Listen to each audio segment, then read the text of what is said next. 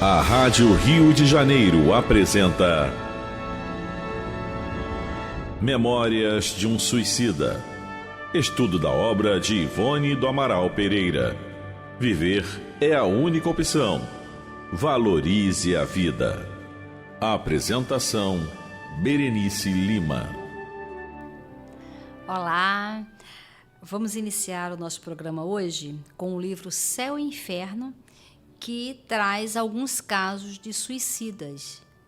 Então, Allan Kardec fez todo um estudo sobre espíritos que pessoas que cometeram suicídio, e esses espíritos foram chamados.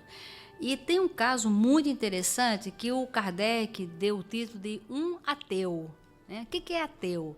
É aquela pessoa que não acredita em Deus. Ela é totalmente materialista, ela não vê nenhuma possibilidade da morte, né, da continuidade, não vê nada. É aqui, acabou aqui, tá tudo, morreu aqui, pronto, não tem mais nada. Então, é um caso bastante interessante, né? Vamos, porque do programa anterior nós falamos muito sobre a questão de ter esperança e consolação, né? Então, vamos iniciar. O nome dele, né, o Kardec coloca as primeiras letras apenas, MJBD. Era um homem instruído, porém, um extremo saturado de ideias materialistas, não acreditando em Deus nem na existência da alma. Então, era um camarada que só pensava no aqui e agora. A ideia materialista é uma ideia muito perversa, né? Porque você é o que é, morreu, acabou.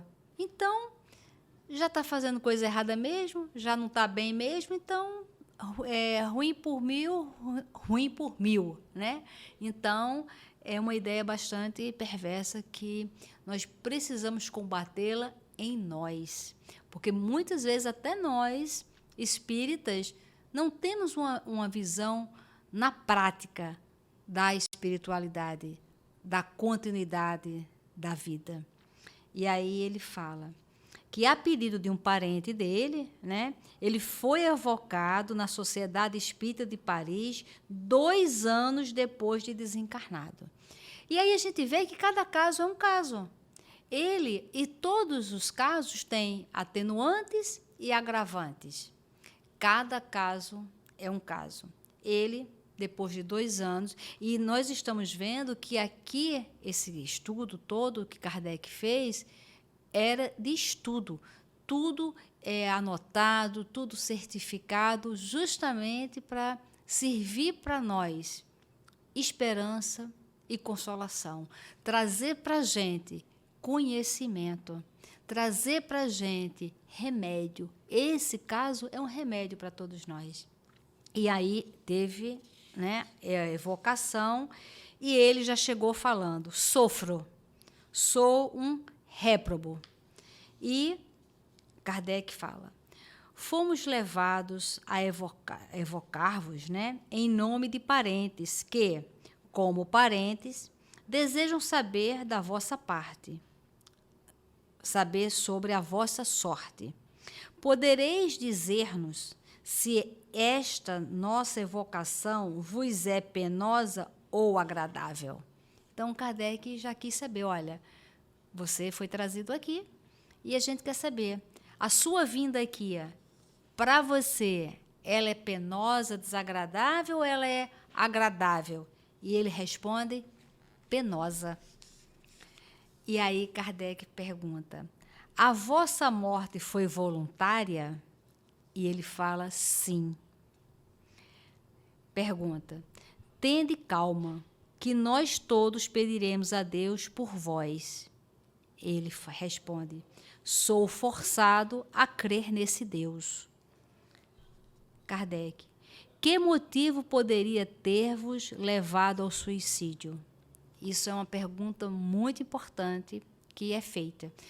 Em todos os casos aqui, o Kardec faz essa pergunta, né? O que levou ao suicídio? Por que você tomou essa decisão? E olha a resposta dele: o tédio de uma vida sem esperança. materialista. No tédio, as coisas não acontecem. Como é que a gente fica no tédio? Quando as coisas não acontecem do jeito que a gente quer. Aí a gente se revolta, fica com tédio, não aceita aquilo de jeito nenhum, e aí traz um sofrimento muito grande. A doutrina espírita, ela nos ajuda a gente a pensar, por que isso está acontecendo? Para que isto está acontecendo? O que eu preciso aprender com isso? Para a gente poder seguir. E o tédio, né? Vamos fazer uma reflexão aqui. Quantos estão nos ouvindo que estão sentindo tédio? Se pergunte, por que você está sentindo tédio? O que você está fazendo para compreender esse tédio, saber a causa e o que você está fazendo para superar esse tédio? Porque nós temos psicólogos, temos atendimento fraterno, psiquiatras, temos tantas possibilidades para despertar, e a doutrina espírita é um grande remédio para que a gente desperte, que a gente saia desse tédio, né? Então, ele diz que o tédio de uma vida sem esperança. E aí tem uma notazinha aqui, que Kardec fala: concebe-se o suicídio quando a vida é sem esperança. Procura-se fugir, então, dela a qualquer preço. Com o espiritismo, ao contrário, a esperança fortalece, porque o futuro se nos desdobra. O suicídio deixa de ser objetivo, uma vez reconhecido que apenas se isenta a gente do mal para arrostar com um mal 100 vezes pior.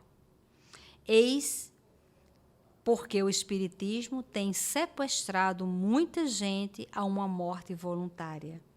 Grandemente culpados são aqueles que se esforçam por acreditar, com sofismas científicos e a pretexto de uma falsa razão, nessa ideia desesperadora, fonte de tantos crimes e males, de que tudo acaba com a vida. Esses serão responsáveis não só pelos próprios erros, como igualmente por todos os males a que os mesmos deram causa. Então, todas as pessoas que propagam o materialismo, todas as pessoas que propagam, que incentivam ao tédio, que favorecem a essas ideias, elas são responsáveis pelas pessoas que absorvem aquelas ideias e cometem suicídio. Entendeu? Nós somos responsáveis pelas ideias que nós lançamos. Então, quando a gente, às vezes, outro dia eu estava num determinado lugar e a pessoa estava dizendo, não pode existir Deus, porque se Deus existisse, não tinha tanta miséria. E aí eu fui falando, né, levando a pessoa a fazer a reflexão que aqui é uma escola, né? E cada reencarnação é uma série. Cada um de nós somos os alunos. E nós temos as provas fáceis, as provas difíceis, né? Nós, quando não passamos na prova, temos que repetir a matéria. Então, tudo é regido por uma lei e ela faz sentido quando nós olhamos com essa visão da reencarnação. Então, se faz necessário ter essa visão para o passado, o momento, e agora, o que nós estamos plantando para colhermos na próxima reencarnação? E aí fazem outra pergunta para ele. Quisestes escapar às complicações da vida, às vicissitudes da vida, os problemas da vida? Ganhastes alguma coisa? Sois agora mais feliz? Bom, né? Então, se ele desencarnou, se ele cometeu suicídio para fugir do problema, porque ele estava sentindo tédio, e aí, você conseguiu resolver seu problema? Você agora é feliz? E a resposta é, porque não existe o nada. Então, na verdade, ele queria que existisse, e ele não entende por que não existe o nada. Percebeu a profundidade? Então, ele se matou porque ele achava que não existia nada. Só que existe tudo depois da vida, depois da morte. Aí é que é a nossa vida na essência. Como Jesus falou, só há vida e vida em abundância. E ele se depara com aquilo tudo e não morri. E por que o nada não existe? Olha a pergunta dele. E aí o Kardec fala: tende a bondade de nos descrever do melhor modo possível a vossa atual situação? Então, Kardec pediu, né? Fala aí, o que você está sentindo? Qual é a tua situação agora? E ele responde: sofro pelo constrangimento em que estou de crer em tudo quanto negava. Meu espírito está como um braseiro, horrivelmente atormentado. Então, ele tem que ver, poxa, era verdade, e eu não acreditei. Então, a vaidade, o orgulho de ter que refletir sobre tudo aquilo que ele pregava e o motivo qual que ele cometeu o suicídio, porque só há vida e vida em abundância. E aí, outra pergunta para ele: de onde provinham as vossas ideias materialistas? Né? Quando você era encarnado, né? Quando você estava vivo no corpo, de onde é que vinham essas suas ideias materialistas? E ele fala: em anterior encarnação, eu fora mal, e por isso condenei-me na seguinte aos tormentos da incerteza, e assim foi que me suicidei. Então, ele já vinha de uma situação complicada moralmente, e nós, às vezes, somos assim, né? Nós erramos, e ao invés de a gente buscar consertar, a gente vai se escondendo, vai se afastando, e isso causa sofrimento. Por isso que a gente tem que partir para a luta. A gente tem que identificou alguma mazela, algum problema, corre para consertar. Às vezes a pessoa está doente e fala o quê? Não vou para médico, não. Eu não gosto de ir para médico, não. Como não? Vai rápido, para se curar rápido. Não vamos ficar de braços dados com a dor. Não vamos ficar de braços dados com a doença espiritual, com a doença do corpo, com a doença mental. Vamos correr para sermos felizes. Essa é uma decisão nossa. Deus é tão misericordioso que ele deixa em nossas mãos a decisão, o livre-arbítrio da gente correr atrás. Outro dia eu encontrei uma senhora, ela estava cheia de furúnculo. E eu falei: por que a senhora não vai no hospital? Ah, não vou não. Chega lá, eles vão me dar bezetacil. E dói muito. Eu falei: e a senhora prefere ficar com os furúnculos? E ela falou: sabe o quê? Prefiro. Aí você tem que começar a questionar. Não, mas a senhora tem que me falar o que te agrada. Por que esse furúnculo agrada? Ah, não me agrada, não. Se não lhe agrada, então vá consertar, vá buscar a cura. E aí a pessoa fica com a mente estagnada. E a gente precisa, porque é isso que a doutrina espírita faz com nós. Os espíritos querem que cada um de nós pense, raciocine, tanto que o livro dos espíritos é pergunta e resposta, para que a gente raciocine. Lá no abrigo eu falo muito, olha, tem que botar a catraca para funcionar. Então, a catraca, o cérebro tem que estar funcionando para a gente poder se curar. A cura está em nossas mãos. E aí, tem uma notazinha aqui que Kardec fala.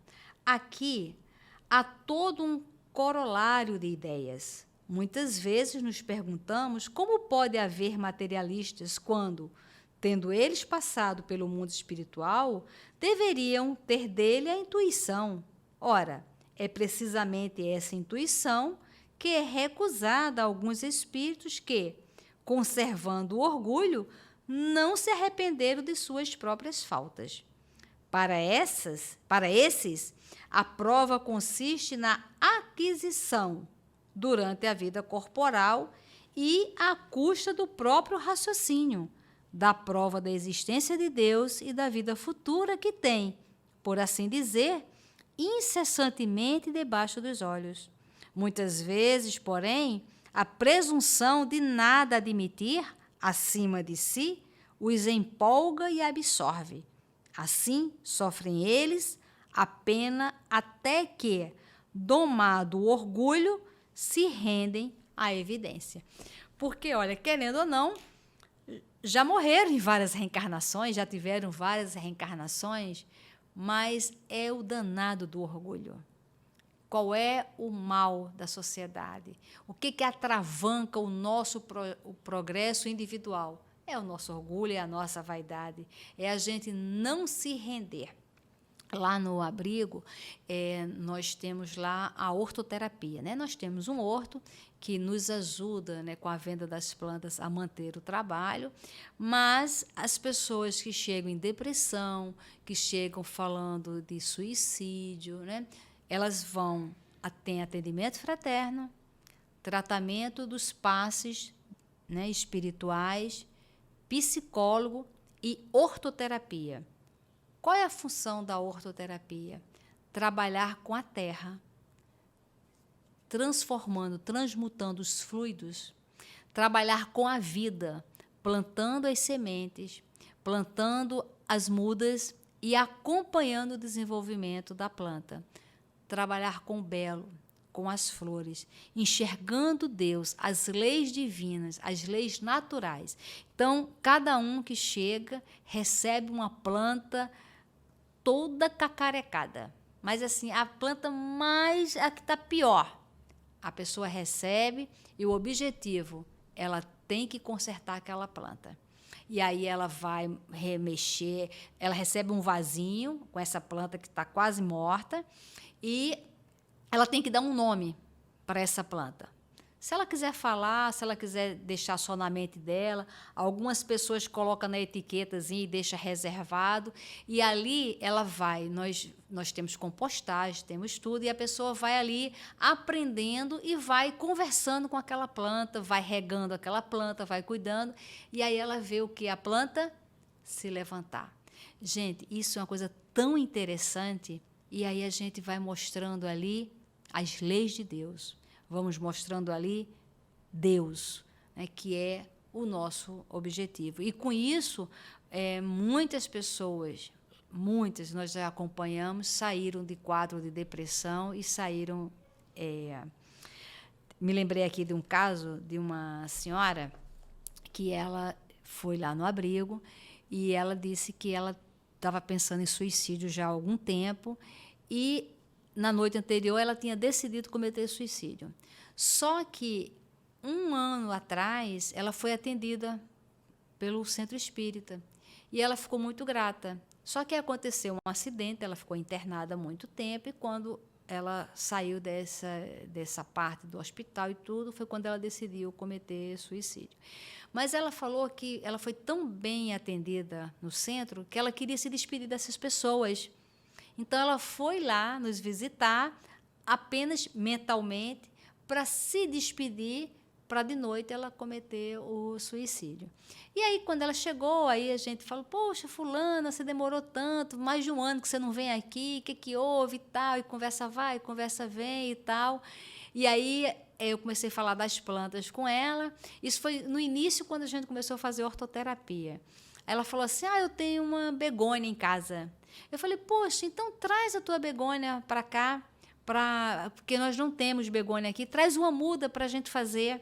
Aí ela começou a chorar. Eu falei, o que foi? Aí ela contou essa história. Olha, eu vim aqui porque ontem eu tinha decidido cometer suicídio, eu vim aqui me despedir de vocês. Mas agora a senhora já está pedindo para eu vir amanhã trazer a muda. Eu falei, então foi o seguinte, a senhora traz a muda e aí vamos fazer várias mudas. Depois a senhora ver se suicida ou não. Vamos deixar isso mais para frente. Não vamos falar sobre isso hoje, não. Vamos levar o dia. E aí, no dia seguinte, ela chegou com a begônia dela, que estava com muitas folhas, e nós entramos na internet e vimos que a begônia ela pode pegar a muda pela própria folha. E como a dela estava muito gordona, com muitas folhagens, né? Eu falei, poxa, dona fulana, vamos fazer o seguinte, eu vou dar os vasinhos e a senhora com as crianças faz aqui as mudas para mim. Aí ela fez. Só que aí não deu tempo de acabar tudo, ela voltou no dia seguinte. Aí depois ela perguntou se poderia dormir lá. Eu falei que sim. Nós, em alguns casos, nós temos local para a pessoa pernoitar, né? Mas são alguns casos que a gente também recebe a orientação espiritual para isso. E aí ela ficou uns 3 dias dormindo lá no centro, lá com a gente, e ela foi plantando, e acabou que veio outra coisa, eu sei que isso já tem uns 5 anos, e ela falou que o que salvou ela foi a begônia. E foi tão interessante que a begônia começou a dar flor, e ela falou que ela tinha aquela planta em casa há mais de 5 anos e nunca tinha dado uma flor. E quando ela levou lá para o nosso horto, ela rapidinho abriu e deu uma flor linda. E ela ficou muito emocionada, e hoje ela trabalha com isso, fazendo mudas, vendendo plantas. Mas isso é o quê? A sensibilização da vida. Então, quem está em depressão, está em casa, está depressiva, faz mudas.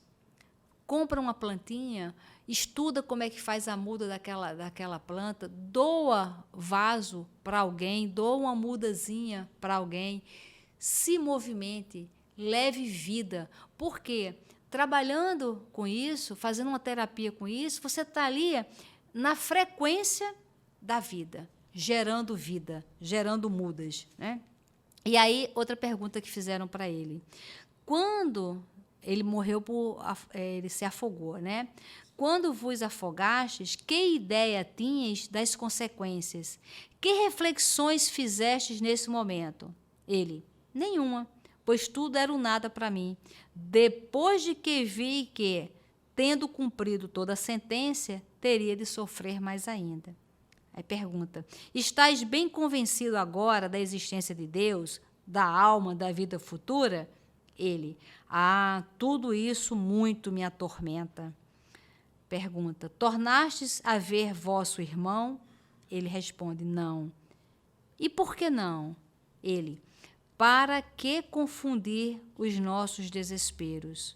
Exila-se a gente, na desgraça e na ventura se reúne, eis o que é. Outra pergunta. Tendes algum recado para os vossos parentes? A resposta dele, que orem por mim. E aí, outra.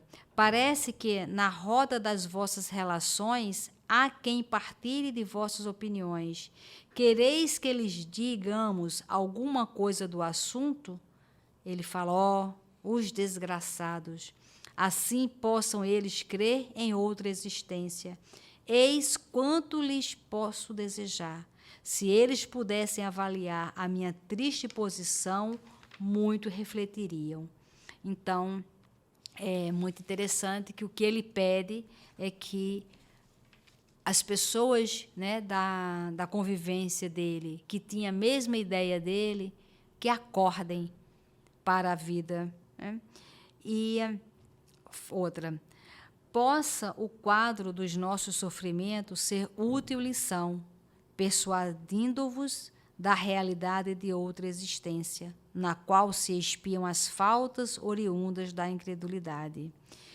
Então, esses estudos, esses casos do livro Céu e Inferno, esses estudos do Memórias de um Suicida, todas essas informações, elas são remédios para a nossa alma. Que a gente pense, né? Como é que eu estou? Eu sou materialista, eu acho que eu morrendo eu acabo com tudo? Eu quero fugir, mas fugir para onde? Não tem para onde fugir, porque só há vida e vida em abundância. E a gente pensa, mas eu estou o quê? Eu estou com medo de enfrentar? Eu estou sem coragem de continuar a vida? Eu estou sem esperança? Então, busque ajuda. Tem tantos lugares que podem ajudar. Saia dessa frequência. Chame a dona Ivone. Ivone, me ajude. Tenho pensado tanto em suicídio.